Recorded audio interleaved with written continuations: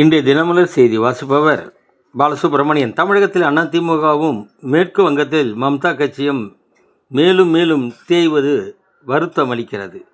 Iran உடான அமைதி ஒப்பந்தம் இன்று கையெழுத்தாகிறது என்று அமெரிக்க அதிபர் ட்ரம்ப் அறிக்கை வெளியிட்டுள்ளார்.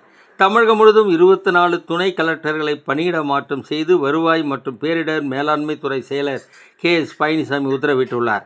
விருதுநகரில் சிறுபான்மை நலத்துறை அமைச்சர் ஷாஜகான் கூறுகையில், சிறுபான்மையினருக்கு அரசு செயல்படுத்தும் நலத்திட்டங்கள் சரியாக சென்றடைகிறதா என ஆய்வு நடத்தப்படுகிறது. நிதிநிலை அறிக்கையில் கிறிஸ்துவர்கள் முஸ்லிம்களுக்கு கூடுதல் திட்டங்கள் அறிவிக்கப்படும் என கூறியுள்ளார். இந்துக்களை பற்றி ஏன் கூறவில்லை? என்னதான் விஜய் ஆட்சி என்றாலும் இவர்கள் திருந்த போவது இல்லை. திருநெல்வேலி, தென்காசி மாவட்டங்களில் உள்ள 11 அணைகளுக்கு தென்மேற்கு பருவ மழை கை கொடுத்துள்ளது. கோவை மாநகராட்சியில் கமிஷனின்றி டெண்டர், திராவிட ஆட்சி நடைமுறைக்கு முடிவு, ஒப்பந்ததாரர்கள் மகிழ்ச்சி.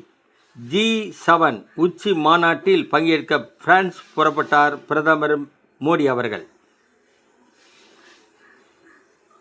அயோத்தி ராமர் கோவில் நன்கொடையில் முறைகேடு, சிறப்பு புலனாய்வு குழு அமைத்தது உத்தரப்பிரதேச அரசு.